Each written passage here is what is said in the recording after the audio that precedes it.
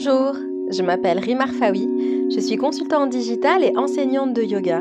Soyez la bienvenue dans le podcast Le chemin des passions. Depuis plusieurs années, je rencontre des professeurs de yoga, des thérapeutes, des entrepreneurs, tous animés par leur passion et leur envie d'aider les autres. Chaque épisode vous permet de partir à la rencontre d'un nouvel expert dans son domaine. Dans ce nouvel épisode, je reçois Aymeric Persillé. Aymeric est réflexologue. Il opère sous le nom de Monsieur Réflexo sur Instagram, ce compte qui regorge de vidéos très claires sur la réflexologie palmaire. Lorsque je l'ai découvert, j'ai eu très envie d'explorer ce sujet et d'en savoir un petit peu plus. Et je suis ravie qu'il ait accepté mon invitation. Je vous laisse avec notre échange et je vous souhaite une très belle écoute. Bonjour Aymeric, Bonjour, tu vas bien? ça va très bien, oui, merci. Écoute, tout d'abord, je voudrais vraiment te remercier pour ta présence sur le podcast. Moi, j'adore tes vidéos qui sont toujours très claires et qui rendent la réflexologie accessible. Donc, je suis vraiment ravie de pouvoir parler de ce sujet avec toi dans cet épisode. Eh bien, c'est très gentil, c'est toujours agréable de recevoir des compliments. Moi, je suis ravie, on va pouvoir explorer ce sujet. Et tout d'abord, pour commencer, est-ce que tu peux, s'il te plaît, te présenter et nous parler un peu de ton parcours? Oui, bien sûr. Alors moi, je m'appelle Aymeric, j'ai 35 ans. Je suis connu surtout sur les réseaux sociaux comme étant Monsieur Réflexo. J'habite dans les contrées lointaines et mystiques que l'on peut appeler aujourd'hui la Bretagne, et plus précisément sur Vannes. Je suis réflexologue depuis 6 ans maintenant, où je reçois dans mon cabinet sur Vannes. Alors, mon parcours est plutôt atypique parce que j'ai commencé par des études en soins infirmiers sur Rennes. J'ai arrêté assez rapidement car j'ai vite compris que le monde de la médecine conventionnelle ne me convenait pas. Passionné par le voyage et les médecines douces, j'avais pas trop où aller, où me diriger, donc je me suis lancé le défi de faire 5 ans d'études en géographie physique pour avoir un master dans la gestion des risques naturels. Alors effectivement, ça n'a rien à voir avec le métier de réflexologue, même si déjà à cette époque, je me documentais assez régulièrement sur la médecine douce en général. Et donc je me lance avec un ami de l'université dans le monde de l'entrepreneuriat, puisqu'on crée notre boîte dans la gestion des risques naturels. Et c'est à ce moment-là, justement, que j'ai une véritable prise de conscience. Globalement, je me rends compte du nombre impressionnant de personnes en situation de stress au quotidien, du pilotage automatique qui guide nos vies, empêchant, si tu veux, de se connecter à l'essentiel. Et c'est là que je comprends que je veux faire quelque chose de ma vie qui a un réel sens. Et surtout, je veux pouvoir aider ceux qui en ont besoin, quoi. Donc je me dis clairement qu'il faut que je revienne dans le soin, mais pas dans le soin conventionnel. Et c'est lors d'un voyage en Nouvelle-Zélande, je suis parti en Nouvelle-Zélande voyager 6 mois, que je fais ma rencontre avec cette thérapie qu'est la réflexologie. Alors tu sais, moi j'ai une formation scientifique, hein, j'ai fait des études plutôt scientifiques et assez cartésiennes, donc j'étais très curieux de comprendre ce qu'était la réflexologie, hein. C'était vraiment l'inconnu pour moi, cette C'est super, discipline. déjà, tu étais curieux. Ah oui, oui, oui, oui, oui, complètement. Mais vraiment, j'avais aucune notion de ce que pouvait être la réflexologie, hein. Alors je m'inscris dans un premier temps dans une petite formation d'initiation à la réflexologie, hein, à titre personnel, hein, pas du tout à but professionnel. J'exerce sur mon cercle intime, mes amis, ma famille, et je me rends compte que ça détend incroyablement bien les gens. Et je me dis qu'il faut que je creuse, que je me lance dans une école de réflexologie. Alors là, j'ai 28 ans à ce moment-là. Je discute évidemment avec mon associé de l'époque, hein, je lui explique que je veux me lancer dans un nouveau défi de vie. Je me lance, j'ouvre mon cabinet, et puis voilà, là ça fait 6 ans que je suis réflexologue. Et pour l'anecdote, c'était un pari assez osé parce que je me lance dans la ville de Vannes, et à l'époque j'avais aucun réseau, donc aucune connaissance, donc c'est très difficile dans les médecines douces de se lancer quand on n'a pas un réseau au départ. Mais bon, je suis là, donc tout va bien.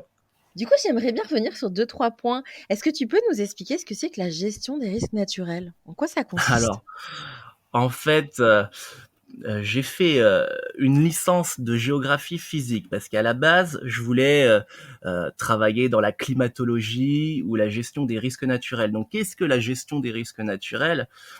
c'est tout ce qui est lié aux submersions marines, aux catastrophes climatiques, au départ de feu, tout ça. Et l'objectif donc de ce master, c'est de pouvoir créer des outils pour faire face à la vulnérabilité des citoyens. Alors, je ne connaissais pas, donc j'en profite. Merci de me faire découvrir un nouveau métier. Et Tu disais que tu avais vite compris que, la médecine, conventionnelle, c'était pas pour toi. Qu'est-ce qui t'a fait réaliser ça? C'est-à-dire que finalement, tu as quand même commencé infirmier. Au bout de combien de temps tu as compris que ce métier, c'était pas pour toi?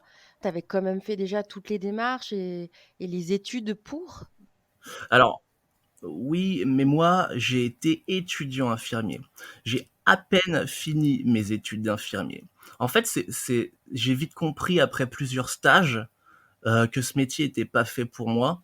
Alors attention, hein, je remets absolument pas en cause ce métier, que je respecte absolument, mais disons que j'étais pas en phase avec le toujours plus vite, toujours plus de soins, sans prendre le temps de discuter avec les patients et surtout essayer de les comprendre. Et c'est là qu'il y a un profond fossé entre la médecine conventionnelle et telle qu'on la connaît chez nous, et les thérapies en médecine douce qui sont vraiment une toute autre approche. Et après, j'oppose pas les deux visions de la médecine, hein, mais c'est vrai qu'on peut pas nier qu'elles sont différentes, hein. Non, elles sont différentes mais complémentaires. Je vois tous mes C'est la ça en plupart fait. des invités que j'ai reçus, tu vois? Ça, ils sont tout à fait plutôt d'accord pour dire: «Ça serait bien que ça se complète», en fait, tu vois? Mais complètement, mais c'est ça qui ferait la force, hein. Exactement et ça, Ce c'est vrai serait qu'on est nombreux, en tout cas sur ce podcast, à être d'accord sur ce point. Oui, oui, oui. Mais en plus, c'est possible parce que ce qu'on pense, ce qu'on dit, c'est absolument pas utopique parce que déjà, dans certains pays, cela se fait depuis plusieurs années, hein. En Allemagne, par exemple, tu as 2 tiers de la population qui utilise les médecines douces pour se soigner. Tu as des réflexologues même dans certains hôpitaux, dans certaines cliniques. En Suisse aussi, dans les pays nordiques. Et c'est vrai qu'en France, tout ce qui concerne la médecine douce croît, c'est certain, hein, ça évolue dans le bon sens, mais il y a quand même une certaine réticence qu'il y a beaucoup moins déjà dans certains pays. Oui, tu veux dire que tu as observé dans d'autres pays des collaborations qui se font, facilement? Oui, complètement, parce que c'est vrai que quand j'ai voulu faire ce métier, comme je t'ai dit, hein, j'ai quand même une origine assez cartésienne, donc je voulais savoir si c'était pas du charlatanisme, tout simplement. Et c'est vrai que je me suis renseigné sur ce qui se faisait déjà ailleurs, et pas qu'en Chine, parce qu'effectivement, en Chine, bon, la réflexologie a des millénaires, mais même chez nos pays voisins, on peut observer que la réflexologie fonctionne et fait partie intégrante du système de soins national. Et alors pour en revenir à tes changements, c'est quand même courageux aussi d'arrêter, je veux dire à peine tu as fini tes études, tu te dis: «Non, c'est pas pour moi». C'est donc pour toi une décision qui était vraiment évidente? Ou ça a été difficile? Ou tu savais déjà ce que tu voulais faire derrière? Voilà, tu étais dans quel état d'esprit à ce moment-là? Déjà, merci beaucoup, parce que ça fait toujours plaisir d'entendre que c'est un acte de courage. Mais enfin, moi, je pense que l'un des plus grands défis, déjà, c'est de faire des choix, que ce soit dans nos vies personnelles ou professionnelles. Et les choix impliquent des risques, des sacrifices, des changements importants dans nos vies. Mais à l'époque, quand je me suis lancé dans la réflexologie, j'avais pas d'enfant, j'avais pas de prêt à rembourser, j'avais pas spécialement besoin d'argent, donc j'ai jamais eu peur de me réorienter, sachant que je sentais que ça faisait partie de moi, hein, que c'était une vocation, que je sentais vraiment ça au fond de mes tripes. Et aujourd'hui, j'ai jamais regretté d'avoir arrêté ce métier d'infirmier et mon expérience professionnelle dans la gestion des risques naturels. Là-dessus, il y a aucun souci. Et bon, après plusieurs lectures, de développement personnel, tout ça, j'en ai conclu vraiment que la vie était bien trop courte pour aller au boulot tous les jours, la boule au ventre, sans réel plaisir. Et ça, c'est vraiment important pour moi. Tu sais, quand tu regardes combien de personnes à 60 ans se disent ah, si j'avais su, ah, j'aurais fait autre chose, je regrette de, ah, pourtant j'avais les capacités de. Et ces gens-là n'osent pas se lancer dans un métier ou une activité qui leur tienne à cœur, quoi. Et je pense que Parce que ça fait peur oser, aussi, tu vois? Les conditionnements, il y bien a tout sûr, Tu vois, Bien sûr, et c'est pour tu as ça que des j'insiste sur le contraintes, fait que c'est un peu ça qui te ramène, quoi, tu vois, à chaque fois à faire des ouais, choix. mais Tu as c'est pour raison, hein, ça la vie est faite de choix, hein. bah, c'est ça, et puis je pense que oser, s'orienter vers ce que l'on aime, bah, c'est vivre aussi tout simplement, tu vois? Et alors je vais pas te dire que ce choix était facile à faire, hein, mais en fait, c'était une évidence pour moi. Mais en soi, bah, tu vois, il faut un choix, ça peut sembler effrayant, mais c'est important de garder en tête que chaque choix, est une opportunité, de grandir et d'apprendre, quoi. Mais bon, ça dans la théorie, oui, c'est facile, mais dans la pratique, je suis bien d'accord que c'est un peu plus compliqué à mettre en place. Toi-même, tu as dit, tu as commencé ta phrase par: «Bon, à l'époque, j'avais pas d'enfants, j'étais seule, Exactement. j'avais pas trop de responsabilités». Ça veut dire qu'aujourd'hui, peut-être que tu ferais des choix, comment dire? Est-ce que ça veut dire qu'aujourd'hui, tu prendrais moins de risques ou est-ce que tu ferais quand même des choix, avec une autre conscience? Alors déjà, je sais pas si je prendrais moins de risques, mais effectivement, oui, je ferais des choix en me posant beaucoup plus de questions. Ça, c'est Ouais. certain. Parce que maintenant, il y a une certaine sécurité, La financière fameuse aussi à avoir la derrière. fameuse. Ouais. Voilà, la fameuse, hein, c'est difficile de s'en défaire, hein. Surtout quand on a un enfant, parce que moi, j'ai jamais été comme ça, hein. Tu vois, j'ai 35 ans aujourd'hui. À 33 ans, je pensais pas comme ça encore. Mais bon. Je comprends Mais si surtout que c'est vrai que les enfants, c'est une responsabilité, hein, donc Mais oui, c'est une respon ça fait changer d'optique de vie, mais je pense qu'il faut pas oublier, nos convictions de base quand même. Il faut pas se faire, faut éviter de se faire manger et happer, par tout ce système qui peut nous rendre très anxieux. oui, ça, c'est le bon mot, tu m'étonnes. Ouais. Oh, il est temps de commencer à parler un peu de réflexologie. Est-ce que tu peux justement donc nous parler de la réflexologie et puis placer un petit peu le contexte, c'est-à-dire quelle est son origine, ses bienfaits, à qui elle s'adresse? Puis est-ce que c'est un usage qui est plutôt qui peut être préventif, tu vois? Un petit peu Ouais. tout ça fait beaucoup de questions en une. Oui, oui, oui, c'est beaucoup de questions. Je vais essayer de résumer ça assez clairement, bien sûr. Alors, déjà, il faut savoir que la réflexologie, c'est une, thérapie issue des médecines douces, qui consiste à appliquer une pression sur des points spécifiques, des pieds, des mains, mais même aussi sur une partie du visage, pour stimuler les mécanismes d'auto-guérison naturelle du corps. Et donc, selon les principes de la réflexologie, chaque partie du corps, chaque organe, chaque glande est représentée par une zone ou un point, justement sur les pieds, les mains, ou une partie du visage, notamment les oreilles. Et en stimulant ces zones, on induit un état de mieux-être, de relaxation, on parle de rééquilibrage, et on va pouvoir agir donc sur le stress, l'anxiété, les douleurs digestives, le sommeil, la circulation sanguine, le système immunitaire. Enfin, globalement, on améliore le bien-être physique, mais aussi émotionnel de la personne. Et alors, pour parler des origines de la réflexologie, hein, ça remonte à l'Antiquité. Les Égyptiens, les Chinois, même les Indiens, euh, utilisaient la stimulation des pieds et des mains pour améliorer la santé et le bien-être. Et on voit même sur des hiéroglyphes, on a retrouvé des hiéroglyphes qui montrent des images de personnes recevant des traitements sur les pieds et les mains. Et au fil des siècles, si tu veux, la réflexologie s'est développée dans différentes cultures, chacune apportant évidemment sa propre contribution. Notamment en Chine, la réflexologie était considérée comme une branche de la médecine traditionnelle chinoise qui, elle, utilisait l'acupuncture pour équilibrer même les énergies du corps. En Inde, la réflexologie faisait intégralement partie de l'Ayurveda, hein, c'est une pratique de guérison holistique, donc qui prend l'intégralité du corps et de l'esprit, et donc qui comprenait, l'Ayurveda comprend également la nutrition, l'exercice, la méditation, l'utilisation des plantes médicinales. Et en Europe, donc c'est plus récent, la réflexologie a été redécouverte au début du XXe siècle par un médecin américain, je sais plus son nom, je crois que c'est Fitzgerald, et une physiothérapeute qui s'appelait elle Eunice Ingham. Et donc ce médecin, lui, il a développé la théorie selon laquelle le corps peut être divisé en 10 zones correspondant à des parties spécifiques du corps. Et elle, Madame Hilgam, a simplifié cette théorie en cartographiant les zones de réflexologie des pieds, ce qui a permis de développer une technique un peu plus précise et efficace. Et donc Ouais, donc aujourd'hui, finalement, ça a évolué, chacun a rajouté un petit peu sa oui, brique. c'est exactement ça. Et aujourd'hui, la réflexologie est pratiquée partout dans le monde et elle est reconnue comme une thérapie alternative efficace donc pour améliorer la santé et le bien-être. Alors, Quand on dit reconnu, ça veut dire quoi exactement? Alors justement, ça diffère selon les pays.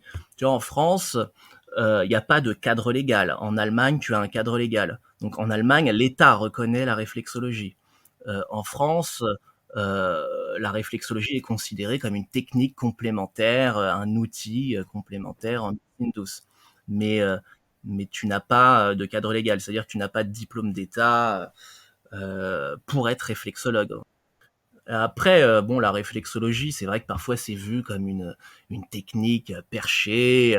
Certaines personnes peuvent s'en méfier, mais c'est une thérapie non invasive. Hein, elle est sans danger. Elle est sans danger. Ça, c'est Après, important de le dire, hein, parce que ça veut dire qu'on peut très bien essayer et se dire, «Bah, non, ça me plaît pas trop» ou «Il y a pas eu d'effet», peu importe. Mais c'est vrai qu'au moins, tu risques rien, quoi. bah non, tu risques rien. Alors, moi, je souligne tout le temps. Enfin, je veux souligner vraiment que la réflexologie, elle ne doit absolument pas être utilisée comme un substitut à un traitement médical hein, pour des problèmes de santé graves. Hein. J'insiste toujours, moi, pour dire que la réflexologie n'est pas une thérapie magique et qu'il est évidemment important de consulter un professionnel de santé avant de commencer toute forme de traitement alternatif. C'est-à-dire Oui, que oui, bien si sûr. Et même de continuer et de poursuivre, de pas arrêter l'un pour l'autre, exactement, c'est complémentaire, tu vois, c'est après, si une personne vient me voir pour un petit coup de mou, un petit coup de déprime, la réflexologie peut suffire. Par contre, si une personne vient me voir pour me dire que ça fait 10 ans qu'elle est en dépression sévère, oui, ça va être une béquille, la réflexologie. Je vais pouvoir soulager certains symptômes, diminuer peut-être le stress, mais ça nécessitera peut-être autre chose. Hein. oui, Ça, tu vas la c'est rediriger vers un professionnel de santé, en fait. exactement. Et tu disais tout à l'heure qu'il y en avait qui pouvaient avoir des réticences autour de la réflexologie. Quelles sont celles, en fait, que tu as pu découvrir, au fur et à mesure, sur ce chemin? Est-ce qu'il y a des réticences un peu récurrentes, un peu similaires qui reviennent? Alors, oui, il y a des réticences, hein, comme tout ce qui n'est pas conventionnel, hein, et pas que dans les médecines douces d'ailleurs. Certaines personnes peuvent être sceptiques, notamment quant à l'efficacité de la réflexologie, parce qu'elles peuvent préférer des approches plus conventionnelles ou fondées sur des preuves scientifiques solides. La, la, voilà, la réflexologie, c'est essentiellement une science empirique, c'est-à-dire qu'elle s'appuie sur l'observation et l'expérience. On devient bon réflexologue avec l'expérience. C'est vraiment le toucher, la sensation, la texture, la couleur, la chaleur, tout ce qu'on peut ressentir quand on touche un pied ou une main qui fait qu'on devient un bon réflexologue. C'est vraiment l'expérience qui fait le réflexologue. Et bon, là-dessus, ce qui est intéressant pour nous réflexologues aujourd'hui, c'est qu'il y a de plus en plus d'études qui confirment que la réflexologie peut soulager de nombreux maux. Et donc, pour répondre à ta question, en France, on voit même beaucoup de professionnels de santé, donc des kinés, des infirmiers, des médecins ou autres, qui pointent du doigt la réflexologie comme étant une technique inutile. Ce qui est rigolo, bon déjà moi je ne suis pas fan du tout des jugements hâtifs sans expérimenter le sujet, mais je pense que c'est parce que la réflexologie n'a pas de cadre légal, donc ça peut inquiéter. Bah, de toute manière, à partir du moment où la technique est moins cartésienne que d'autres thérapies, certaines personnes deviennent méfiantes. Et puis c'est pas dans notre culture ni dans notre philosophie de vie hein, de penser comme ça. Hein. Et c'est vrai que on l'a vu aussi pour d'autres thérapies. Tu prends l'ostéopathie il y a 20-25 ans, les ostéopathes étaient vus comme des fous, comme des druides, des gourous. Ça évolue, mais c'est vrai que je pense que tant qu'il n'y a pas de cadre légal, évidemment, il y aura toujours des doutes et des réticences. Les vidéos Instagram que tu fais, parce Oui. qu'elles sont vraiment top, mais elles sont principalement palmaires. Et donc, je voulais te demander si toi, tu étais spécialisée en réflexologie palmaire, ou alors est-ce que finalement, la réflexologie, t'en fais aussi sur plusieurs points, je sais pas, des jambes, des pieds. Alors, effectivement, hein, sur les réseaux sociaux, en tant que monsieur réflexologue, je fais beaucoup de vidéos sur les mains, hein, en réflexologie palmaire, mais je ne suis pas spécialisé en réflexologie palmaire. Euh, Ce que je propose sur mes réseaux sociaux, c'est des conseils, des astuces avant tout. Et en réflexologie, c'est beaucoup plus simple de pratiquer l'automassage sur ses mains que sur ses pieds, tout simplement. Mais oui, voilà, au cabinet, 95% de mes séances se font en réflexologie plantaire, c'est-à-dire sur le pied. Globalement, le palmaire, c'est plus pratique, mais je pense que je suis sûr que la réflexologie plantaire est plus bénéfique. Mais j'ai prévu de faire des tutos en réflexologie plantaire. Et alors, tu touches pas du tout au point des jambes, par exemple? Alors en fait, si, il y a certains points d'acupression qui se situent un peu plus haut que la cheville, mais on va dire que plus du trois quarts se situe vraiment sur le pied. Donc en fait, tu arrives à gérer plein de maux à partir des pieds. Exactement, Incroyable. exactement. Enfin, Bah, dit comme ça a l'air très simple, hein, mais oui, oui, il y a une cartographie. Oui, il y a une cartographie, mais tu sais, on voit beaucoup maintenant de bouquins en réflexologie vendus dans les grandes surfaces ou ailleurs, hein, mais c'est pas aussi simple que ça. C'est-à-dire que si tu as mal à l'estomac, c'est pas en appuyant sur l'estomac que tu n'auras plus mal à l'estomac, tu vois. Il y a des interactions à prendre en compte entre différents organes, différentes zones. C'est vraiment un peu plus complexe que ça, la réflexologie. Si on se parlait un petit peu de Monsieur Réflexo, sur ton compte, tu fais beaucoup de vidéos, donc comme on le disait, sur la réflexologie palmaire. Mais comment est né Monsieur Réflexo? Alors, moi de base, je suis absolument pas sur les réseaux sociaux. J'aime pas ça. Je trouve plus que c'est un déversoir de haine qu'autre chose. Même si, même si bon, évidemment, il y a pas que du mauvais, hein. On peut rire, on peut se cultiver et parler avec ses amis. Mais en fait, j'avais un compte Instagram depuis 2 ans, mais que j'alimentais pas du tout, ou alors très peu. Je devais avoir, je sais pas, 100 ou 200 abonnés à tout casser. Et bah, comme je te l'ai dit tout à l'heure, j'ai un garçon qui a aujourd'hui 1 an et demi. Et il y a quelques mois, on lui a offert des gros feutres de couleur pour qu'il puisse commencer à faire ses premiers coloriages. Et donc, ces feutres-là restaient souvent posés sur la table de la salle à manger. Et un soir, je m'amuse avec ces feutres en dessinant quelques zones réflexes sur ma main. Et je me dis, tiens, je vais faire une vidéo sur Instagram sous forme de tutoriel. Ça peut être rigolo, quoi. Et je fais ma vidéo. Et le lendemain, je me réveille avec plein de notifications sur mon portable. Mais que Et là, s'est-il passé? j'avais des millions, enfin des millions, des milliers de followers en plus. Ça suffit, des milliers, c'est déjà beaucoup. Des milliers de followers en plus. Et j'ai pas fait le rapprochement. Je me suis dit, mais c'est un bug, je pense, de l'application. Mais au début, j'y prêtais pas attention parce que je pensais vraiment que c'était un bug. Et j'ai quand même regardé mes statistiques, tout ça. Et ben, j'ai vu que la vidéo, elle avait déjà fait 500 000 vues en une nuit. Ah oui, d'accord. Et donc, bah, c'est à partir de là que j'ai décidé de continuer mes tutos en réflexo palmaire. Aujourd'hui, j'inclus d'autres petites techniques issues des médecines douces. Et je me prête au jeu, quoi. Ça me plaît maintenant d'interagir avec ma communauté, de réfléchir à une vidéo intéressante, de la tourner, bah, de monter la vidéo et puis de la partager ensuite sur Internet. Ah oui, donc Après, quand c'est même, hein, tu as du montage, tout ça, donc ça te prend un Ouais, peu de ouais, temps quand ouais, parce même. que je suis tout seul, je fais encore tout moi-même, donc c'est très chronophage, hein. Et en plus, j'ai pas beaucoup de temps parce que je travaille tous les jours au cabinet. Mais oui, je me prête au jeu et j'aime bien, donc j'ai continué. Ça fait pas longtemps hein, que je suis vraiment, on va dire, que j'ai explosé sur les réseaux sociaux. C'est tout récent, ça fait 4-5 mois peut-être. Ah oui, donc en fait, tu es passé de 200 à 150 000 en 2 mois, quoi. Waouh, Oh en oui, 4 mois. c'est ça, Incroyable. Bon, bah, c'est super. Déjà, ça veut dire qu'il y a un intérêt, en fait, sur le sujet et que exactement. ta proposition est accueillie, donc c'est superbe. Bah, c'est exactement ce que je me suis dit. Je me suis dit, ça plaît, autant continuer. Faut pas que je rentre, si tu veux, dans trop de vulgarisation. Faut pas que je vulgarise intensément la réflexologie, mais ça permet je pense, à nombreuses personnes, de découvrir ce qu'est la réflexologie déjà et ensuite, pourquoi pas consulter, cabinet, à côté de chez eux, quoi, ou chez moi de préférence. Tous les 2, quand justement on a su qu'on allait tourner cet épisode ensemble, on a mis à dispo une boîte à questions. J'ai prévenu de mon côté et toi aussi en disant: «Voilà, on enregistre le podcast. Si vous avez des questions, n'hésitez pas». Et puis on s'est retrouvés avec plein de questions, surtout sur des pathologies très spécifiques. Moi, j'étais un peu étonnée, je pensais qu'on aurait des questions du type: «Qu'est-ce que la réflexologie?» Et en fait, c'était déjà vraiment, très spécifique sur beaucoup de pathologies. Donc toi, tu en as choisi 2. Enfin, la première question: «Comment peut-on gérer l'anxiété?» Et la deuxième, c'est comment la réflexologie peut-elle améliorer le sommeil? D'accord. Oui, alors on a choisi ces questions. Pourquoi? Parce que, ce sont des questions qui sont vraiment monnaie courante en consultation.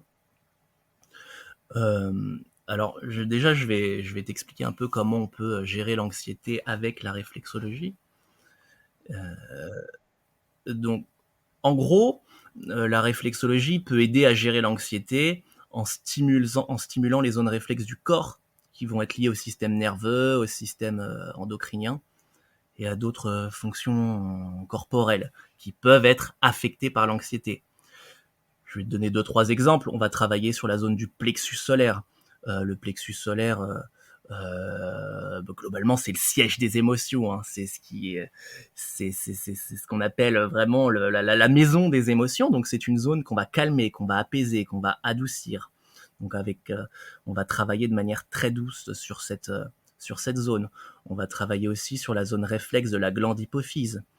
C'est une glande qui est associée au système endocrinien, donc à la régulation des hormones. Et cette glande, elle va aider à rééquilibrer les hormones liées au stress, comme le cortisol par exemple. On va travailler sur les glandes surrénales. Les glandes surrénales, ce sont vraiment des glandes à calmer, à apaiser lorsque justement on a une sécrétion de cortisol trop importante. Je rappelle que le cortisol, c'est l'hormone, grossièrement l'hormone du stress. On va travailler sur la zone du cœur parce que la stimulation de cette zone peut aider à réduire la tension artérielle, donc favoriser la relaxation. Donc en gros, on va faire tout un travail sur des zones réflexes qui sont directement liées à l'anxiété. Et en séance, eh bien moi, je vais donner de nombreux conseils pour essayer d'intégrer des exercices au quotidien basés sur la relaxation. Donc je vais donner des conseils et des astuces, par exemple en respiration profonde, en méditation, même en yoga. Bon, et on va essayer de chercher ensemble ce qui est la source de cette anxiété. Bon, l'anxiété, c'est vraiment, c'est large, hein, l'anxiété, hein. Faut pas oublier que parfois la période d'anxiété est telle qu'une consultation chez un professionnel est nécessaire, hein. Quand on commence à avoir ce qu'on appelle des TAG, donc des troubles anxieux généralisés, c'est mieux, ou alors du moins c'est bien aussi de consulter notamment un psychologue en plus de la réflexologie. Combien de temps dure en moyenne une séance? Une séance? Alors, globalement, c'est à peu près 1 heure. Ça peut être un petit peu moins, ça peut être un petit peu plus.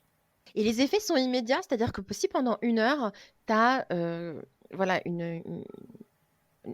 on dit un patient dans ton cas ou pas? Alors, on est censé ne pas pouvoir dire patient, mais j'ai horreur de dire client. Donc on va dire je vais faire un plus impersonnel, je vais dire donc quand tu traites la problématique d'anxiété, Ah est-ce oui. qu'il y a des effets immédiats?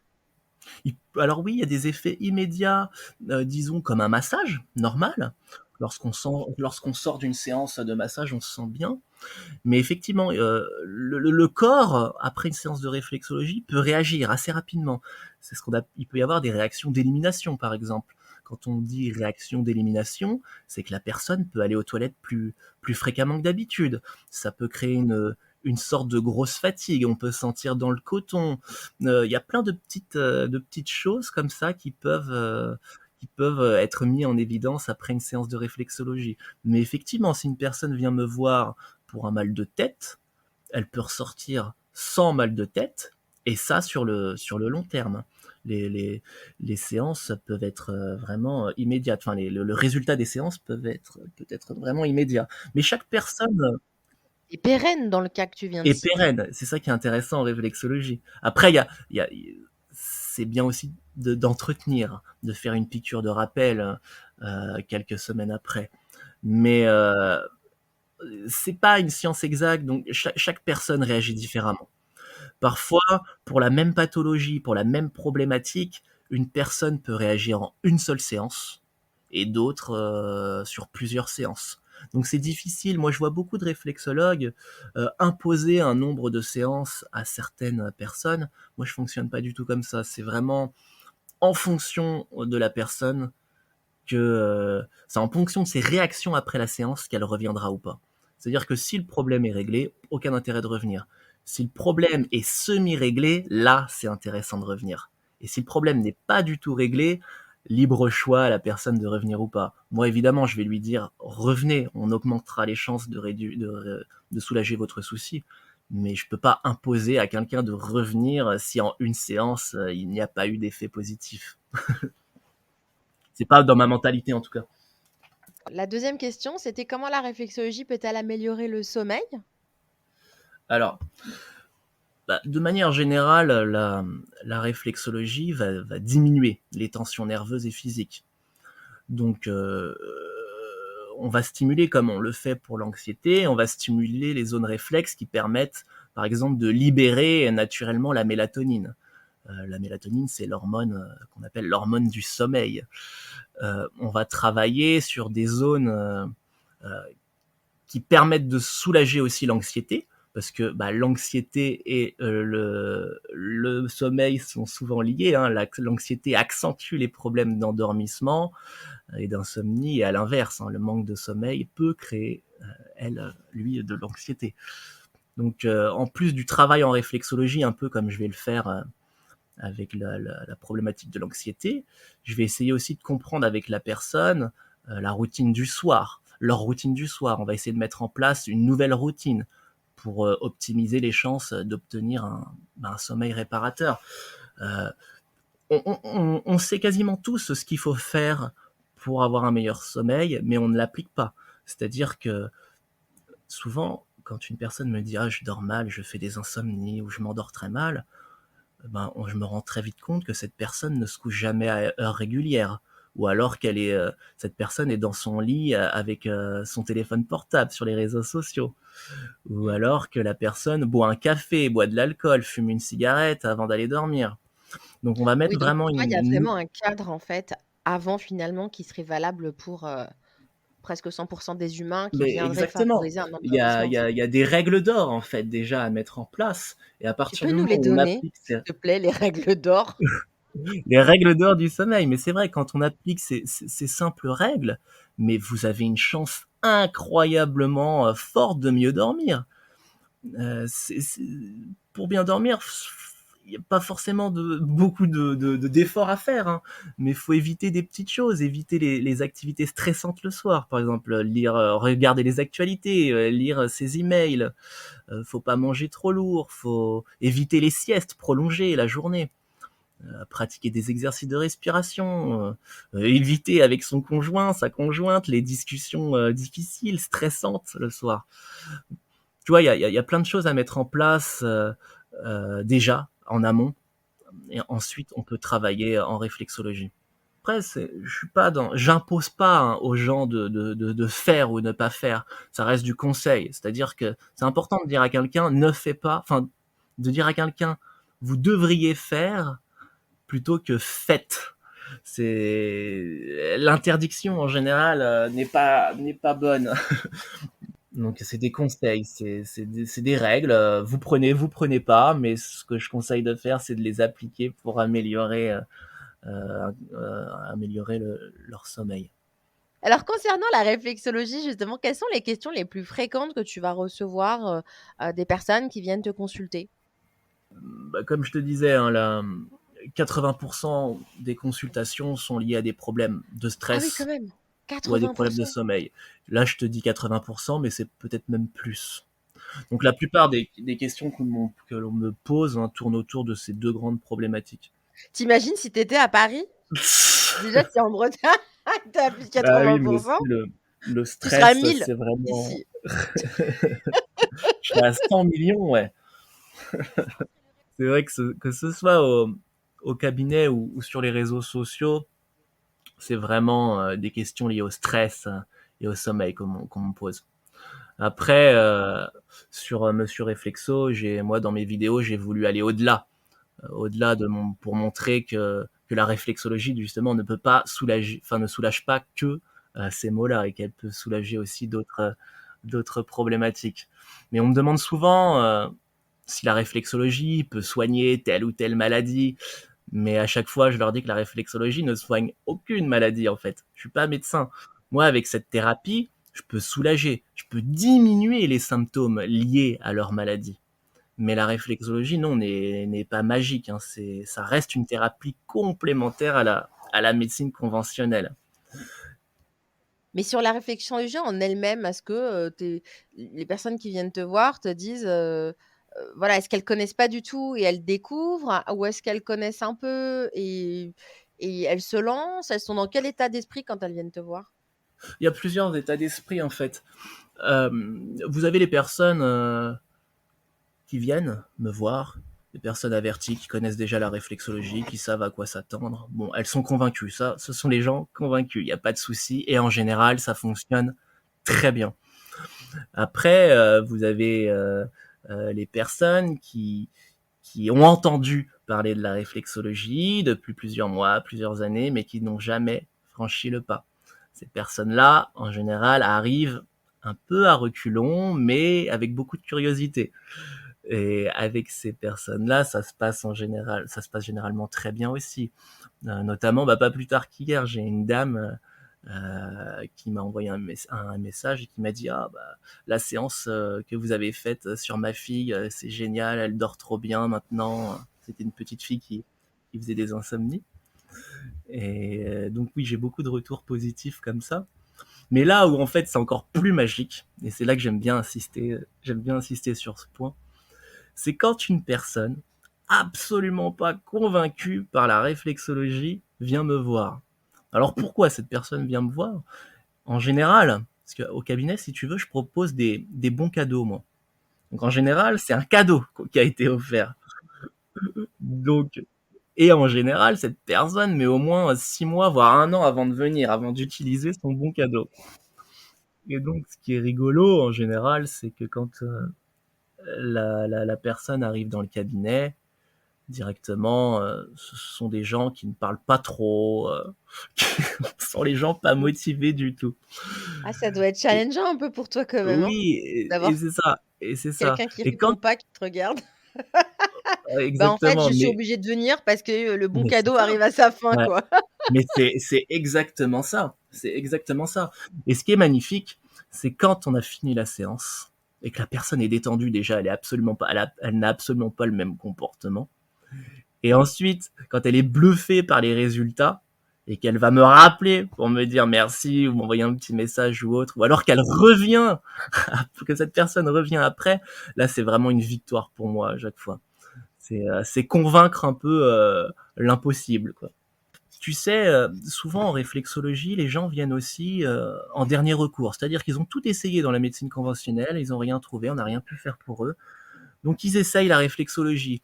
Et ces personnes-là viennent comme si j'étais un guérisseur, un gourou, un druide. Et ça marche pas du tout comme ça. Et donc, quand ces personnes essayent une séance, mais voient que leur souci n'a pas été réglé en une séance, elles sont déçues. Donc elles vont m'écrire, oui, bon, ça n'a pas marché, je pense pas que je reviendrai. Bon, je vais pas forcer, comme je te disais tout à l'heure, à ce que ces personnes reviennent. Mais non, ça ne fonctionne pas comme ça, hein. C'est les Voilà. attentes finalement qui conditionnent la réception aussi. Mais c'est ça, c'est des attentes, mais farfelues. Les gens attendent de la magie. Mais voilà. Bon, là, c'est juste pour parler de mes seuls retours négatifs, hein, mais Oui, bien globalement, sûr. Non, non, mais c'est c'est c'est juste. intéressant finalement de se dire que quand tu as des retours la plupart du temps, voilà, les retours sont positifs, il y a des effets immédiats et que finalement les fois où les retours, on va pas dire négatifs, mais ils sont moins, élogieux, c'est finalement aussi parce que c'est lié à des attentes un peu impossibles, et effectivement tu n'es pas magicien. Non, mais c'est normal hein, je les accepte volontiers, hein, les retours négatifs. J'aime bien discuter juste aussi avec ces gens-là, justement, derrière. Mais les gens sont vraiment plus dans la bienveillance, hein. C'est-à-dire que quand ça a marché, les personnes n'hésitent pas à m'envoyer un petit message ou me dire merci. Et ça fait du bien. Oui, oui, Ça c'est fait du bien. moteur, c'est super. Ah Mm. génial. Et tout à l'heure justement tu as pris l'exemple de cette dame qui avait envoyé sa fille. J'en profite pour te demander, en fait la réflexologie c'est pour tous, pour les bébés, pour les enfants, pour les adultes, pour les personnes âgées, c'est pour tous vraiment, il y a pas de contre-indication particulière? Il y a quelques contre-indications, notamment essentiellement sur les femmes enceintes de moins de 3 mois, parce que tu as des zones à ne pas stimuler, à ne surtout pas stimuler. En fait, il y a une contre-indication, mais c'est pas interdit. C'est-à-dire que si la femme enceinte de 2 mois vient me voir, et je lui ferai juste un massage très doux, très délicat. Mais il y a, voilà, on interdit à ces femmes de venir tout simplement parce qu'il ne faut pas stimuler certaines zones qui peuvent favoriser, on va dire, une fausse couche. Mais sinon, il y a très peu de contre-indications. Donc Il y tu a reçois vraiment tu peux très. faire ça sur des bébés toi par exemple? Oui, oui, oui, sur les bébés. Et ça, génial, justement, c'est ce qui est génial sur les bébés et les enfants, c'est vraiment une preuve que la réflexologie fonctionne à merveille, parce que un bébé qui vient me voir se rend à peine compte de sa situation. Donc, et quand ça fonctionne et que ça marche, là, vous avez un exemple type, comme quoi la réflexologie peut être très efficace. Et oui, Et tu sur peux les soigner bébés, quoi chez les bébés? Est-ce que tu peux soigner par exemple parce qu'il y a beaucoup de bébés qui ont des reflux? c'est ça. RGO, enfin les reflux gastro-œsophagiens et le sommeil globalement. Tu arrives à leur calmer la douleur? Oui, oui, oui, oui, complètement. Parfois, ça nécessite deux, trois séances, mais souvent en une séance, on a des super bons résultats. Et ça fonctionne même encore mieux que chez les adultes. Et c'est aussi pérenne? Oui, oui, oui. Alors après, c'est pareil, hein, il y a différentes catégories de reflux. Il y a des reflux qui nécessitent parfois un autre traitement. Mais oui, il y a tous les âges, hein, ça va vraiment au cabinet, ça va de 3 mois à 99 ans. Même les enfants, on va dire de 5 10 ans, hyperactifs, ou tu sais, les enfants peuvent être des éponges, hein, donc ils peuvent capter et concentrer toutes les émotions, la colère, la peur, la tristesse. Et là-dessus, la réflexologie peut vraiment les aider, les soulager. Et il y a de super bons résultats sur les jeunes enfants là-dessus, sur la gestion des émotions. À travers la réflexologie, tu vas atténuer l'intensité des Bien émotions? sûr. Bah oui, mais c'est vrai on n'a pas abordé ce sujet, mais ça serait trop long. Mais globalement, si tu veux, tu as deux types de réflexologie. Tu as la réflexologie occidentale et la réflexologie énergétique, enfin appliquée à l'énergétique chinoise. Et dans la réflexologie appliquée à l'énergétique chinoise, chaque glande, chaque organe est lié à une émotion principale. Et donc, tu vois, par exemple, le foie est associé à la colère. Donc, quand on va travailler sur la colère, on va essentiellement travailler sur le foie. Et donc, c'est pour ça qu'en réflexologie, on peut travailler uniquement sur les émotions sans se concentrer sur un problème physique ou organique. Quand quelqu'un vient pour une pathologie, Oui, est-ce que toi, à l'inverse, tu vas, en la touchant, oui. te rendre compte, qu'il y a justement, que les émotions vont te parler, en fait, à travers le toucher? Oui, oui, oui, oui, Tu vois ce oui. que je veux dire? Genre, par Mais exemple, quelqu'un vient pour te dire: «Bon, voilà, je suis anxieux, j'arrive pas à dormir» et puis, en fait, tu vas te rendre compte, que, c'est la peur, reliée à tel organe. Enfin, tu vas exactement. ressentir Ah, la mais l'émotion, en fait. ça, c'est certain. De toute manière, sous un pied, en 10 minutes, je peux savoir si la personne est colérique, si la personne est inquiète, si la personne a Incroyable. des phobies, des peurs. Ça, en même pas 10 minutes, on peut voir ça. Ça, c'est certain. Et tu sais, c'est pas un jeu, c'est-à-dire que je vais pas jouer aux devinettes. Mon objectif, c'est pas de dire aux gens, ah bah vous avez ça, vous êtes en colère en ce moment, ça se sent. L'information émotionnelle est très très vite visible en réflexologie. En fait, c'est l'expérience aussi qui fait qu'on devient meilleur. Ouais, ça, c'est quelque chose, qui a été difficile à accepter pour toi ou pas? De quoi? Bah, de se dire que en fait, c'est en pratiquant que tu allais devenir meilleur et Ah donc non, sur au le contraire. chemin, Ouais, non, mais tu sais, parce que du coup, sur le chemin, tu te dis, bon, bah, pour devenir meilleur, parfois, bah, je vais me planter, quoi. Oui, évidemment, évidemment. Mais c'est là que c'est passionnant dans ce métier-là, c'est que chaque semaine passée, euh, on se sent, meilleur thérapeute Oui. parce que on a pu rencontrer d'autres problématiques, d'autres caractères, d'autres personnalités, et c'est ça qui est génial, c'est qu'on se sent toujours de plus en plus fort. Alors je pense que c'est un peu pour toutes les thérapies, hein, mais là essentiellement en réflexologie où l'objectif c'est de développer la sensation du toucher, tu vois, et l'intuition. J'avais envie d'aborder cette casquette entrepreneuriat. Dès le début, hein, finalement, tu t'es lancé dans des professions libérales, hein. Je me demandais comment tu t'étais construit finalement en tant qu'entrepreneur, si, c'était, voilà, aussi une évidence dès le départ. C'est particulier, hein, d'être entrepreneur, tu vois? C'est Oui. pareil, c'est très courageux. Donc, est-ce que c'est quelque chose qui t'a fait peur? En plus, tu étais jeune. Quel est ton état d'esprit entrepreneurial? Voilà. Alors, tu vois, ça fait quasiment 6 ans là que je suis libéral en tant que réflexologue, et ça faisait 3 ans que j'étais dans l'entrepreneuriat avec mon expérience dans la gestion des risques naturels. Donc, globalement, ça va faire 10 ans aujourd'hui que je suis à mon compte.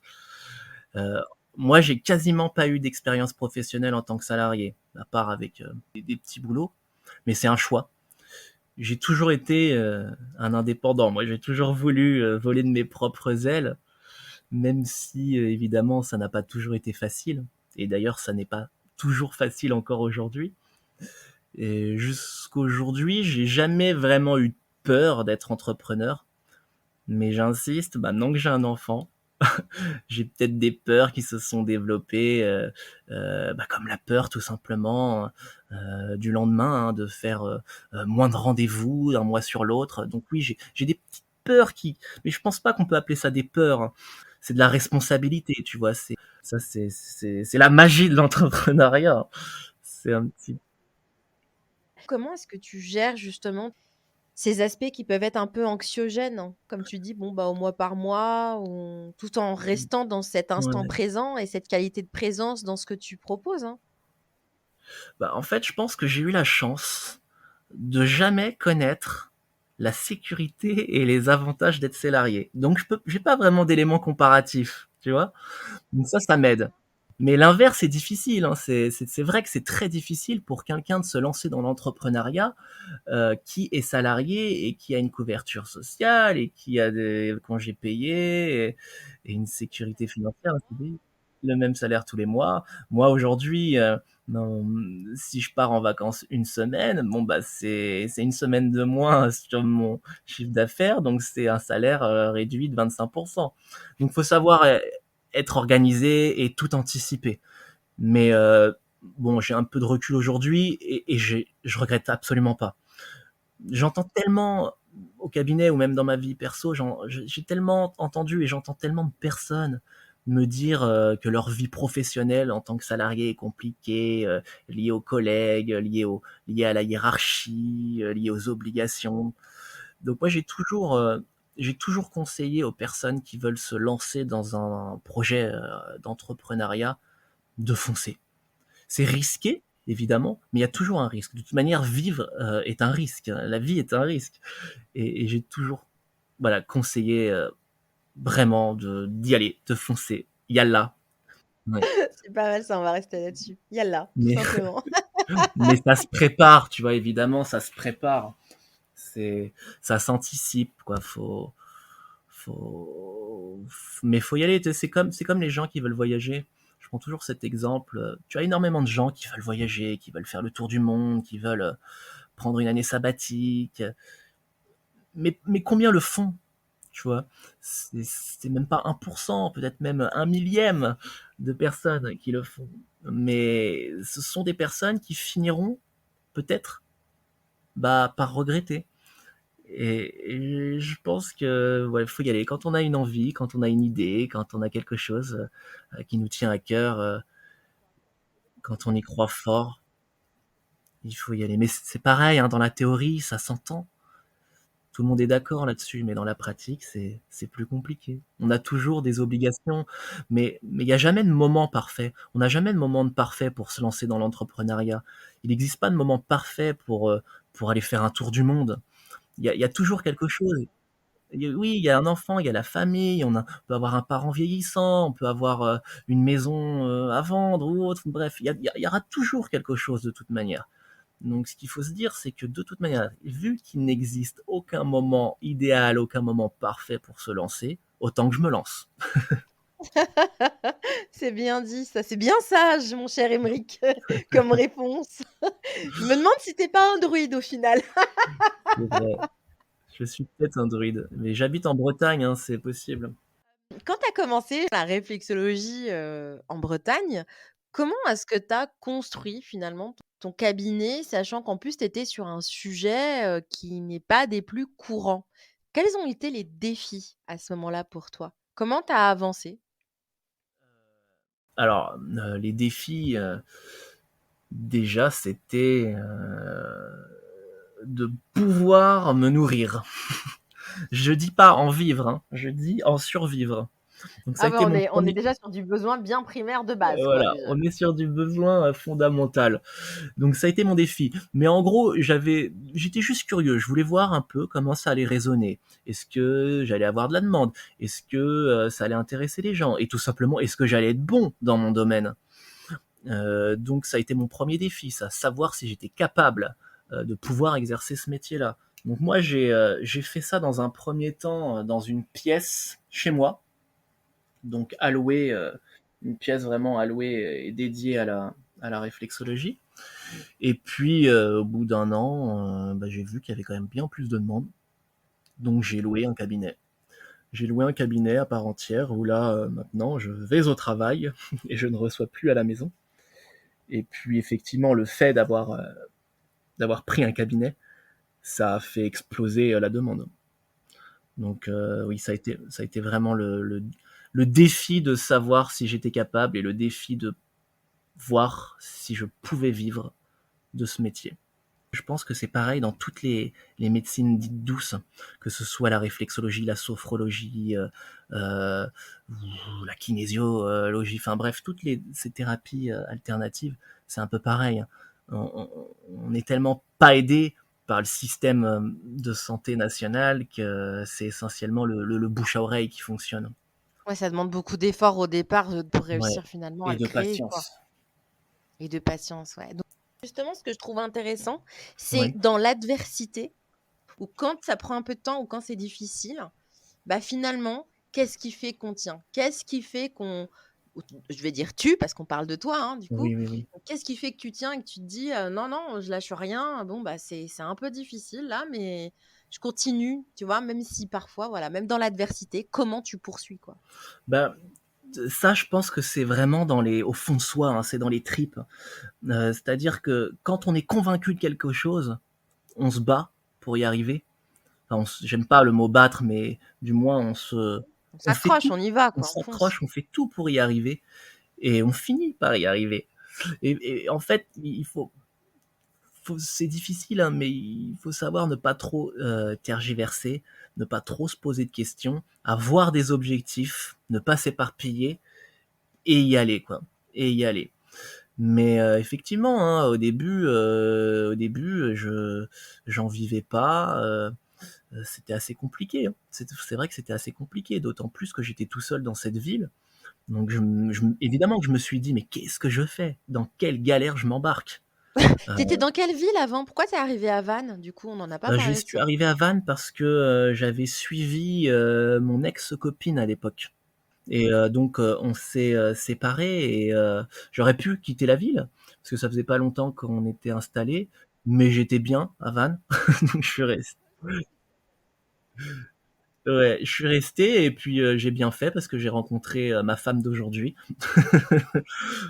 avec avec qui j'ai eu un enfant. Donc non, et puis c'est une superbe ville. C'est une superbe ville, donc c'est pour ça que je suis resté. Et c'est exactement le type de ville que je recherchais, c'est-à-dire une ville à taille humaine. J'ai une dernière question pour toi Oui. et on va clôturer là-dessus du coup, c'est quels sont tes projets à venir ou ceux que tu souhaites partager avec nous? Bah, en ce moment, j'ai beaucoup de projets. J'ai même des projets dont je ne dois pas encore divulguer. D'accord. Ça sent le livre. Voilà. Mais coupez. Mais Non, mais je commence à avoir l'habitude, tu sais, moi, avec mes invités, du coup, je sais tout de suite. Ah, bien sûr.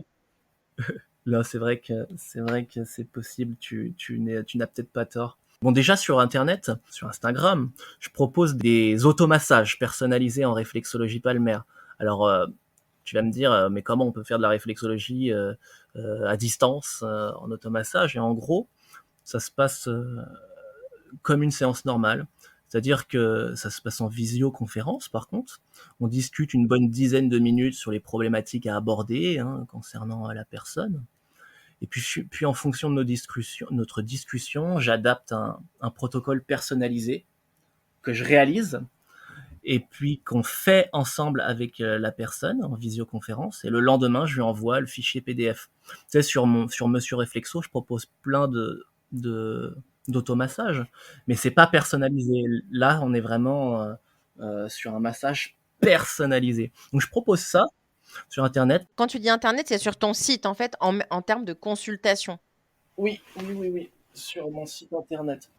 Et puis en parallèle, je suis en train de créer un programme en ligne pour justement améliorer le sommeil. Donc là, je suis en cours d'écriture. Ensuite, il faut que je tourne, puis que je monte. Ah, bon, là, j'ai fini l'écriture. J'aimerais bien pouvoir sortir le programme cette année.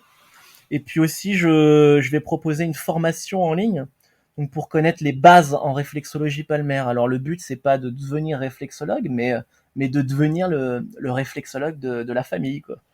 Donc Ouais, super. je vais proposer ça en ligne et puis aussi en présentiel sur Vannes pour ceux qui peuvent et ceux qui le veulent.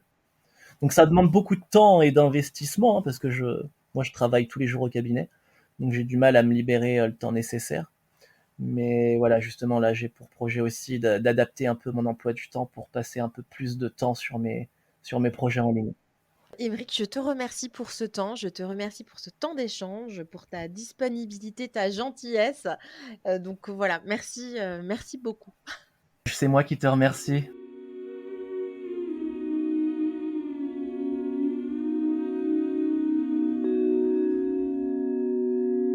Merci d'avoir écouté Le Chemin des Passions. Si vous avez aimé l'émission, n'hésitez pas à partager l'épisode sur vos réseaux sociaux et avec votre entourage. Merci et à bientôt.